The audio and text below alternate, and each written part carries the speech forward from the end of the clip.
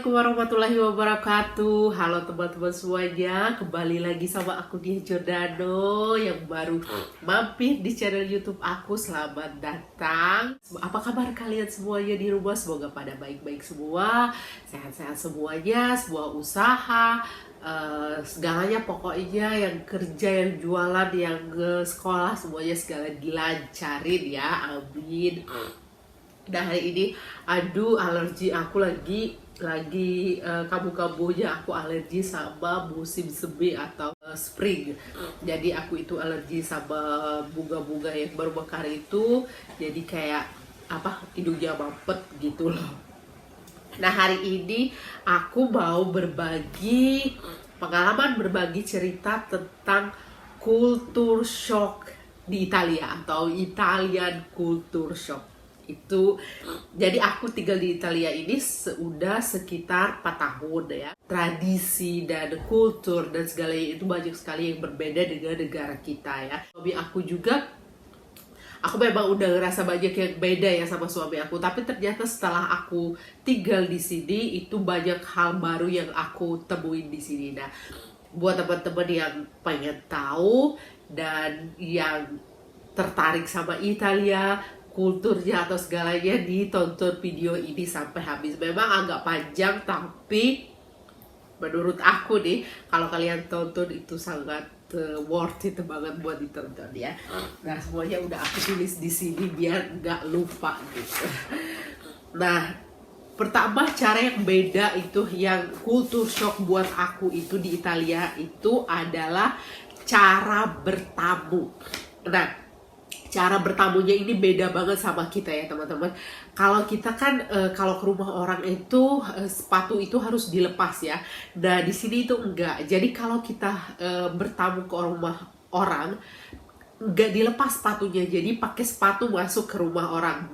Mau itu nanti kita berada di ruang tamu atau ke dapur atau mereka ngeliatin ke dalam kamar dan kemana-mana itu, jadi kita nggak lepas sepatunya. Aku itu waktu pertama kali kaget banget ya loh. Aku kan otomatis kalau kita ke rumah orang pakai sendal jepit aja kita buka ya, apalagi kalau kita pakai sepatu gitu. Nggak mungkin kita masuk ke rumah orang pakai sepatu. Nah di situ enggak, di sini itu enggak gitu. Jadi kita pakai sepatu aja masuk ke dalam rumah orang kalau kita bertamu. Dan sebaliknya kalau kita tuan rumah ya, misalkan nih hari ini tiba-tiba nih ada teman suamiku yang bertamu. Kita ini kan aku misalnya pakai daster, rambut berantakan, bla bla bla gitu. Itu kita nggak bisa nerima tamu kayak gitu tuh. Jadi kayak peraturannya gitu ya, kita itu harus ganti baju, ganti celana, semuanya yang rapi kayak kita mau pergi keluar kayak gitu, pakai sepatu juga gitu. Jadi kita pakai sepatu juga, jadi nungguin tamu ini harus rapi pas tamunya datang disambut gitu. Jadi kitanya harus rapi kayak mau keluar gitu. Itu nggak bisa, kecuali kalau kita yang emang sudah dekat banget kayak siapa ya, kayak mertua atau temen deket banget, nah mereka nggak peduli gitu. Tapi kalau kita yang sekedar cuma temen doang juga gitu, itu kita harus wajib kayak gitu. Aneh kan? Menurut aku aneh sih ya. Terus apalagi kita bertamu, tamu kita ini tadi kita nggak disajiin makanan minuman. Kalau kita kan biasanya kalau ada tamu nih, setelah beberapa menit, kadang mereka belum duduk aja kita udah nawarin, oh mau makan apa nih, mau minum apa, bla bla bla. Kalaupun kita nggak punya aja kita ngutang ke warung atau kayak gimana kayak gitu ya. Di sini nggak, jadi kita nggak nawarin mau minum apa, mau makan apa kayak gitu, enggak. Jadi kecuali kalau yang bertamunya itu lama ke rumah kita ya, kayak beberapa jam kayak gitu, setelah 30 menit, 40 menit atau 1 jam kita tawarin, oh mau minum, cuma minuman doang kayak gitu. Itu bedanya sama kita ya. Nah, terus kalau seandainya kita bertamu ya, kita diundang nih jadi tamu buat dinner atau buat makan malam di rumah temen kita. Jadi kita itu kayak diharuskan atau diwajibkan gitu bawa sesuatu, atau kayak apa, bunga atau dessert atau kayak makanan buat penutup gitu, atau coklat coklat atau kayak wine, karena di sini mereka kan kebiasaan kayak makan itu minumnya kayak makan daging kayak gitu, mereka minumnya sama wine atau anggur merah gitu, tapi bukan mabok-mabokan gitu ya mereka. Nah itu bedanya kalau di Italia ini orang minum wine atau minum anggur itu kayak minuman biasa, mereka itu nggak jadi mabuk karena minumnya juga cuma sedikit gitu, nggak berbeda dengan kalau di negara kita kan orang yang minum minuman itu ya sampai mabuk begitu. Nah di situ enggak gitu. Itu yang pertama tadi, cara pertama. Italian culture shock yang kedua itu adalah cara makan. Nah cara makannya ini berbeda sekali sama kita ya teman-teman. Pertama waktu makannya, mereka itu ada sebenarnya sama aja ya. Pertama sarapan, kedua makan siang, terus jam 4 atau jam setengah 5 itu mereka ada namanya aperitivo, atau mereka sama teman-teman kayak ke bar atau ke cafe gitu minum spritz namanya, minum kayak koktail kayak gitu, atau cuma minum Coca-Cola, minum apa gitu sama makanan sedikit. Terus atau kayak cuma jajan ice cream doang kayak gitu. Jadi ada kebiasaan kayak keluar sama teman-teman atau saudara atau keluarga kayak gitu. Terus nanti ada makan malam begitu mereka. Jadi nggak kayak kita ya, pagi-pagi sarapan terus jam 9 jam 10 makan bakso, terus nanti makan nasi, terus kita kan enggak terus nyemil itu. Makanya bule itu dia aneh, kok orang Indonesia itu makan terus dari pagi sampai malam itu selalu ada aja yang lu makan kayak gitu. Kalau mereka itu nggak kayak kita gitu. Nah begitu ya. Terus cara makannya juga beda. Itu pertama aku mau cerita ya. Jadi waktu pertama kali aku diundang buat makan malam sama temen suamiku di Italia ini, aku kan takutnya nanti kan kita nggak enak nih kalau seandainya makan ke rumah orang, lahap banget makannya. Jadi aku makan sedikit dulu, biar kan kalau ke undangan kayak gitu kita kebiasaan kayak makan dulu lah di rumah, nanti nggak enak, nanti kalau mau makan banyak kan nggak enak kayak gitu ya. Nah di sini tuh nggak boleh kayak gitu karena mereka itu nyediain makanannya tuh banyak banget gitu. Jadi pas kita nyampe ada namanya appetizer. Appetizer itu kayak makanan pembuka. Kalau bahasa Inggris aku tidak bagus, dimaklumin ya, saya bukan orang Inggris. Nah makanan pembuka, jadi adalah kayak cemilan-cemilan kayak bruschetta apa segalanya, banyak lah makanan cemilan kayak gitu buat pembukanya. Habis itu mereka ada primo itu adalah makanan utama kayak apa, pasta, spaghetti atau apalah makanan beratnya. Habis itu aku kira tak udah ya, udah gitulah, udah kan kita kalau makan nasi sayur semuanya udah gitu, udah makan ya udah tinggal minum udah beres ya. Nah kita enggak gitu. Terus ada secondo itu kayak makanan keduanya itu kayak apa, ada daging, ada apalagi yang banyak macamnya lah, apa pizza itu masuknya primo kalau nggak salah. Nah itu jadi porsi nah makan lagi kita itu ya. Nah abis itu setelah secondo itu ada dessert itu, jadi ada makanan lagi kayak apa, tiramisu atau apa. Nah habis itu ada coffee atau buah, nah penutupnya kayak gitu. Jadi mereka itu makan kalau dinner sama teman-teman tapi kebanyakannya kayak gitu ya, memang tidak setiap hari tapi lumrahnya seperti itu. Jadi mereka itu di meja itu dari jam 7 malam sampai jam 10 malam. Jadi kayak makan itu kayak waktu family time banget gitu. Nah mereka itu quality time sama family banget. Jadi mereka makan terus sambil ngobrol sambil apa itu dari jam 7 sampai jam 10 malam. Kadang bisa sampai jam 11 malam kayak gitu teman-teman. Nah bedanya sama kita. Jadi kalau nanti kalian ke Italia diundang buat makan malam, aku jadinya gak makan siangnya, aku gak, cuma sedikit aja biar nanti lapar, jadi bisa kemakan semua. Karena kalau kita gak makan itu jatuhnya tuh gak sopan. Jadi kita itu harus maksain makan gitu teman. Cara makan lagi ada di kayak buat orang Italia itu haram hukumnya kalau kita makan nasi sama spaghetti. Itu gak mungkin sama sekali ya. Jadi kalau kita kebiasaan kan kita makan bikin mie terus pakai nasi kayak gitu. Nah mereka kalau pakai makan makan apa spaghetti nggak mungkin sama nasi, itu haram, tidak, sangat tidak diperbolehkan di sini ya gitu. Terus kalau kayak makan ikan pakai keju kayak gitu, nggak sama sekali kayak gitu. Terus pizza, kalau pizza kan kita ada ngeliat kadang kayak di TV-TV gitu, dia pakai dikasih nanas atau banana kayak gitu ya, itu haram buat Italia. Orang Italia ngeliat itu bakalan sangat marah dan sangat kesel banget, karena orang Italia itu sangat menghargai makanan tradisionalnya mereka. Jadi kalau boleh mereka ngelihat kalian nih ke Italia makan nasi pakai spaghetti, mereka bakal no kayak gitu teman-teman. Itu aneh ya buat kita, tapi buat mereka kita yang aneh gitu. Terus yang ketiga, Italian culture shock itu menurut aku adalah apa ya, orang-orangnya julid gimana ya bilangnya itu. Jadi mereka itu suka banget ngeliatin gitu. Waktu pertama aku tinggal di sini, mereka itu kalau ngeliat kita, misalnya kita keluar nih, karena kita nih berbeda ya, bukan buat sama aku aja, sama orang lain, sama suamiku, sama semua orang gitu. Mereka kalau bukan di daerah mereka, maksudnya orang baru, mereka lihat kayak dipelototin gitu dari atas sampai bawah gitu. Terus mereka nanti ngomongin gitu di depan kita itu gitu. Tuh lihat begini atau cara pakaiannya atau gimana. Dan mereka tuh melotot itu di mata, kayak kita udah kontak mata nih, kontak mata.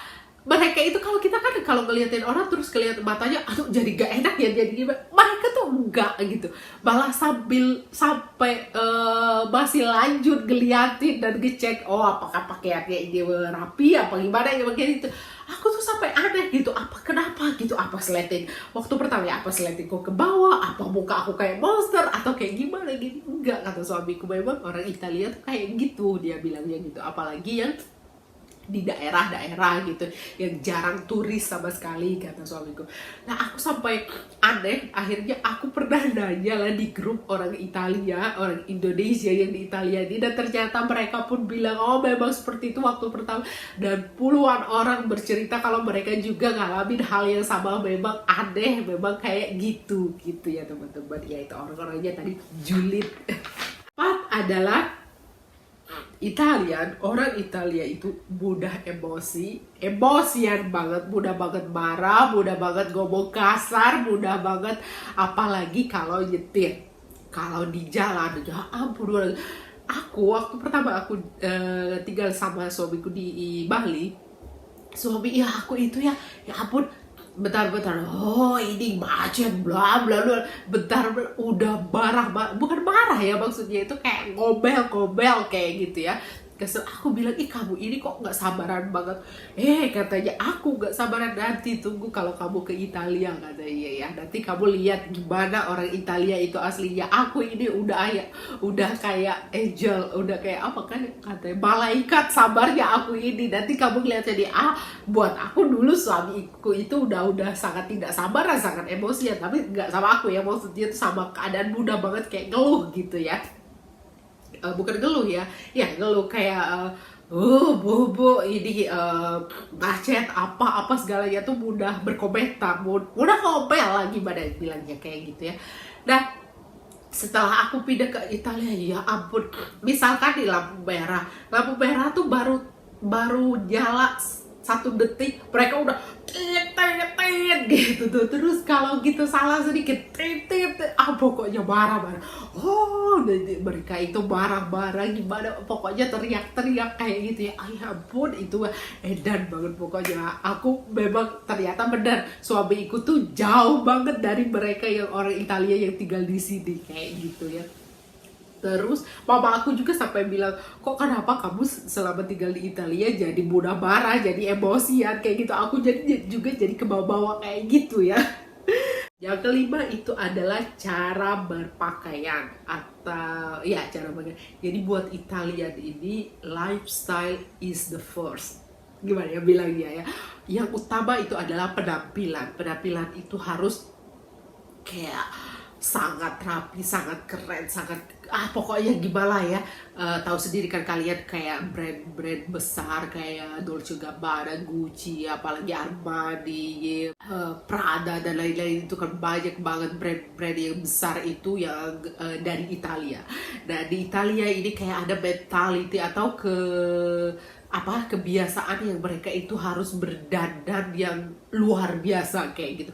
Jadi kalau kita ke centro atau ke pusat kota itu, ngelihat orang-orang itu kayak fashion show gitu, kayak fashion show ya, setiap orang itu punya style yang masing-masing, bagus-bagus gitu. Jadi apalagi kalau kita ke kota besar kayak Milano, Firenze, Florence kayak gitu, Roma, kalau kita ke centronya itu ngelihat orang-orang itu yang wow gitu, fashion yang gitu memang ya edan-edanan gitu. Dan tapi sayangnya ini ya, mereka itu banyak yang memaksakan gitu. Nah menurut aku, jadi banyak orang-orang Italia ini yang mereka gajinya cuma standar gitu. Kalau kita kayak kita cuma UMR doang, tapi mereka maksain buat beli baju-baju branded, tas-tas branded gitu, kayak karena cuma pengen terlihat wow, terlihat kaya, terlihat beruang gimana gitu. Ini gak semuanya ya, tapi pada umumnya.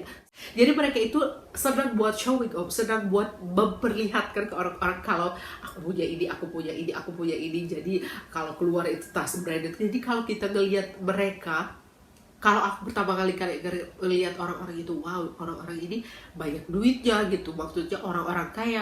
Karena buat aku orang-orang yang berpenampilan mewah, yang bermobil bagus, yang pakai segalanya branded atau iPhone terbaru segala, itu orang kaya menurut aku ya. Jadi mereka itu maksain sampai ngutang ke bank, jadi bayar per bulan kayak gitu, cuman buat kelihatan wow. Nah aku ini sangat bertolak belakang sama jiwa aku ya. Alhamdulillah untungnya juga suami aku itu tidak seperti itu, karena suami aku dia agak berbeda dengan Italia, karena dia orangnya dari umur 13 tahun dia udah travel, udah keliling dunia, mungkin udah 60-70 negara dia udah kunjungi, dan dia itu banyak belajar dari negara-negara miskin kayak gitu. Jadi dia selalu bilang jangan terlalu mempoya-poyakan uang, karena di sebagian dunia sana, di belahan dunia sana ada orang yang kelaparan, ada orang yang nggak bisa makan, nggak punya sama sekali baju. Jadi dia nggak terbiasa dengan kemewahan kayak gitu. Aku untungnya kayak gitu. Terus memang kita juga orangnya biasa-biasa aja, karena suamiku bukan dari golongan orang kaya. Jadi alhamdulillah kita kayak normal-normal aja lah gitu, nggak ada yang memaksakan kayak gimana gitu. Nomor 6 adalah anak-anak kecil itu nggak ada manggil orang tua, bukan orang tua kandung, maksudnya kayak orang yang lebih tua kayak tetangga atau orang lain, itu mereka itu manggil nama. Jadi aku kaget banget, kayak anak kecil gitu, anaknya temen aku masih kayak umur 5, 6, 7 tahun kayak gitu, dia manggil suamiku Eros gitu. Kan kalau kita itu nggak mungkin ya, kita panggil dia bang atau paman atau om atau kakak atau kayak gitu, nggak mungkin lah manggil nama kayak gitu. Nah kalau di sini itu hal yang wajar, semuanya itu kayak gitu. Kita manggil om, tante itu sama cuman buat kayak saudara aja, kayak om atau tante yang kandung kayak gitu. Kalau selebihnya orang lain, dia pun yang lebih tua, mereka manggil nama.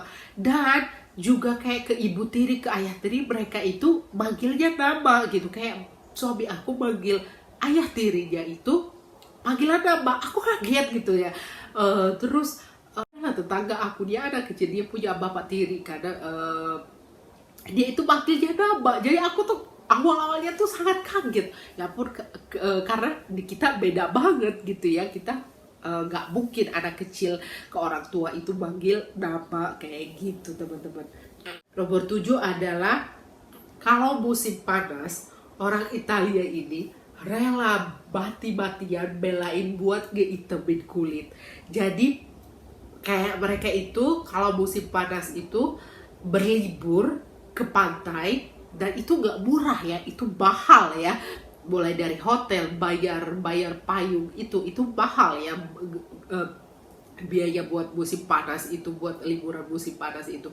Nah, setiap harinya kalau musim panas itu dari kalau bulan 7, 8, pertengahan 9 itu pantai itu penuh sama orang-orang yang ngitemin kulit. Jadi ada yang pakai bikini doang, atau ada juga yang topless kayak gitu. Mereka itu kayak maksain buat ngitemin kulit, jadi makin kelihatan hitam pas musim panas itu, makin atau dark atau gelap. Jadi mereka itu makin kerasa kayak, oh aku itu ngerasa kaya, kayak orang kaya, kayak keren gitu, karena kita ngabisin uang banyak buat liburan kayak gitu. Balik sama kita ya, kalau kita di Indonesia kalau ada matahari langsung pakai payung, pakai apa segalanya. Habis liburan sebentar teman aku langsung suntik putih langsung gitu. Nah itu kebalikannya dari kita ya.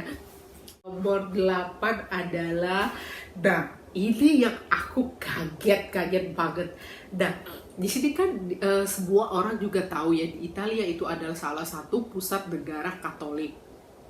Nah, waktu pertama aku di sini, karena aku di Bandung itu punya beberapa teman yang beragama Katolik. Mereka itu agak, bukan fanatik ya, tapi agak taat. Jadi walaupun orangnya yang nggak terlalu taat, tapi mereka itu kayak kalau hari Minggu mereka ke gereja, mereka berdoa, mereka percaya, mereka gimana kayak gitu ya. Dan aku pikir ya, karena terus kalau kayak Natalan mereka itu malamnya itu ke gereja, paginya ke gereja, apalah kayak gitu ya. Lah sama aja kayak aku Muslim, kayak walaupun aku gak taat, tapi kalau bulan puasa kita ikut puasa, kalau walaupun bolong-bolong kayak gitu, tapi berdoa, maksudnya apa ya, sholat kayak gitu ya, walaupun gak 5 waktu gitu, walaupun kayak ada baunya aja. Kalau kata suamiku, kamu ini sholat pas ada baunya aja kayak gitu, tapi tetap kita itu menjalankan gitu, walaupun seorang seperti aku ini gak baik buat dicontoh ya, maksudnya yang gak terlalu taat kayak gitu, tapi kita tetap menjalankan ya. Nah di sini itu ternyata beda sekali sama apa yang aku pikirin dulu ya. Tak kira ya kalau di Italia orang Katolik berarti kan mereka kayak taat lah sama agamanya kayak gimana. Ternyata gak sama sekali ya teman-teman. Gak ada orang-orang tuh yang pergi ke gereja hari Minggu itu, cuman orang-orang yang udah pada tua-tua banget kayak gitu. Dan mereka itu cuman ngerayain kayak Natalan ya. Natalan itu wow banget pokoknya, antusiasnya tuh kayak gimana. Aku pikir kan mereka itu kayak berdoa bersama ke gereja atau kayak gimana. Jadi mereka itu Natalan itu cuma buat tradisi doang gitu ya. Jadi cuman ngumpulin kado, makan siang sama teman, sama saudara, sama teman-teman, sama keluarga, terus nanti liburan. Itu jadi bukan yang agama banget gitu yang mereka ke gereja berdoa kayak gimana. Enggak sama sekali, cuma antusiasnya itu pakai pohon Natal gitu, ngeriasin rumah, terus beli kado, tukeran kado, udah kayak gitu doang gitu, terus liburan Natal gitu. Nah banyak juga ini orang Indonesia, bukan orang Indonesia aja, orang kita atau orang orang Muslimnya itu yang ikut kayak merayakan dengan cara kayak gasin kayak tokonya atau tempat makannya, mereka itu kayak kasih pohon Natal atau kayak lampu-lampu Natal, hiasan Natal gitu, karena kayak cuma tradisi gitu, bukan lihat bukan kayak kita gimana ya, aku bingung menjelasinnya. Kalau di kita kan kalau orang Natalan itu yang benar-benar kalau kita lihat di gereja itu yang kayak gimana gitu ya. Di sini tuh enggak sama sekali, cuma sedikit lah orang-orang yang tua doang gitu, yang udah berumur doang yang datang ke gereja itu. Di Natalan juga paling ya sedikit kayak gitu. Memang mereka semua bilang memang kayak nggak ada yang ngejalanin lah kayak ibadah apa kayak gitu, hampir semuanya enggak gitu itu ya. Jadi aku sempet kaget juga gitu. Nah jadi yang ke-9 itu, orang tua di sini itu sangat memanjain anak-anaknya. Ini aku tidak suka ya. Nah jadi orang-orang Italian itu mereka itu terlalu memanjakan. Jadi kayak anaknya dibeliin ini, dibeliin itu, dibeliin mainan yang berlebihan. memanjakannya itu kayak berlebihan. Terus anak-anak perempuan, kalau kita kan udah kebiasa kayak ngebantuin orang tua masak, beres-beres apa kayak gitu, di sini tuh nggak, segalanya itu orang tuanya yang mau melakukan, kayak terlalu manjain kayak gitu. Jadi anak-anaknya itu nggak ngebantuin gitu. Dan aku nih pernah tinggal di Australia. Di Australia itu berbeda gitu ya sama di sini. Di Australia anak umur 18-19 tahun itu mereka udah mandiri, udah keluar rumah, udah tinggal sendiri kayak gitu ya.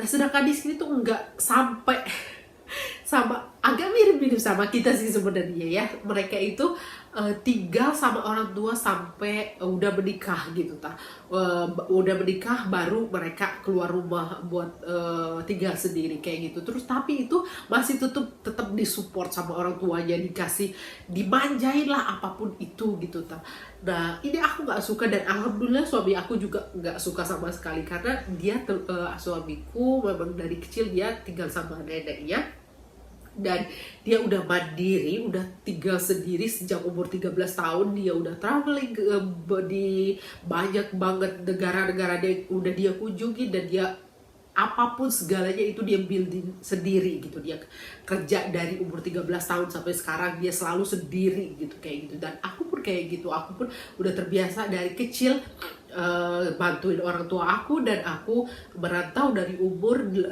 kurang lebih 19 tahun. Jadi sampai sekarang aku udah umur 33 atau 34 ya, aku lupa umur sendiri, bayangin lah ya. Dan aku selalu mandiri, gak pernah ngandelin sama siapapun. Jadi kita nggak suka dengan lifestyle kayak gini gitu, yang orang tua yang ngasih segalanya buat anak kayak gitu. Aku nggak suka sama sekali. Aku pengen anak aku yang mandiri, dia harus ngeliat dunia, dia harus traveling kemana-mana biar tahu ya di mana di negara lain tuh kayak gimana. Semuanya itu nggak sama semua kayak apa yang kita lihat di sekitar sini. Jadi dunia itu luas kayak gitu ya. Dan dia harus kayak cari uang sendiri. Bukan berarti kita nggak sayang sama anak ya, tapi dia harus apa ya, gimana untuk mengeksplor dunia itu. Adalah di sini itu nggak ada pembantu, bukan nggak ada pembantu, jadi cuma orang-orang yang sangat kaya raya, orang-orang yang berduit aja yang punya pembantu itu. Pembantu itu juga nggak tidur di sana dan 24 jam ngelayani itu enggak. Jadi cuma kayak satu hari, seminggu itu 1 atau 2 hari, atau setiap hari. Ini kalau yang kaya banget ya, setiap hari mereka datang kayak 1 atau 2 jam kayak gitu. Nah bedanya kalau di kita kan kayak kalau suami udah punya gaji berapa ya, sekitar kayak 7 juta, 8 juta gitu, atau 5 juta aja kita udah bisa lah kayak bayar buat bantuin nyetrika, buat bantuin nyuci baju, atau kayak gimana beres-beres di rumah kayak gitu, atau buat anak-anak itu enggak ya. Di sini itu enggak kayak gitu. Jadi karena mahal, terus memang enggak tahu ya, kayak semuanya itu memang dikerjain sendiri gitu. Jadi mungkin kayak lebih ke mahal kayaknya ya, biaya pembantu rumah tangga itu. Nah begitu ya teman-teman. Nah itu dia tadi Italian culture shock atau culture shock dari Italia. Ini menurut aku ya, itu menurut pengalaman aku, menurut apa yang aku lihat. Dan sekali lagi itu gak semuanya, bukan berarti semua orang itu seperti itu, tapi sebagian besar yang aku lihat itu memang seperti itu ya. Dan di sini juga aku bukan bermaksud membanding-bandingkan mana yang bagusan di Indonesia atau di sini, atau bagusan di sini daripada di Indonesia, itu bukan seperti itu. Tapi kayak ini hal yang bisa kita pelajarin dimanapun kita tinggal. Karena kayak aku pernah tinggal di Indonesia, pernah tinggal di Australia, pernah tinggal di Italia sekarang. Itu banyak hal yang aku bisa pelajarin, yang bagus aku ambil, yang otomatis yang negatif jangan diambil ya kayak gitu. Jadi contoh buat kita aja begitu teman-teman. Nah itu dia tadi, sudah panjang lebar aku bercerita. Dan terima kasih buat teman-teman semuanya yang selalu support video aku, selalu support channel aku. Terima kasih banyak semuanya. Jangan lupa di subscribe, dan jangan lupa di follow Instagram aku, Dia Jordano 88. Dan sampai ketemu lagi di video selanjutnya. Buat teman-teman semuanya, aku kan ini masih belajar ya, baru belajar di YouTube ini. Jadi tolong dikasih komentar-komentar. Oh Mbak, ngomongnya kecepatan. Oh Mbak, mukanya gak enak dilihat, itu gak bisa diganti ya. Oh Mbak, pokoknya apapun yang menurut kalian itu kurang enak, silahkan dikasih komentar ya. Biar nanti aku bisa memperbaiki diri, aku bisa memperbaiki channel YouTube aku biar bisa berkembang lebih baik, lebih bagus lagi. Sebelumnya terima kasih banyak semuanya lagi. Assalamualaikum, bye.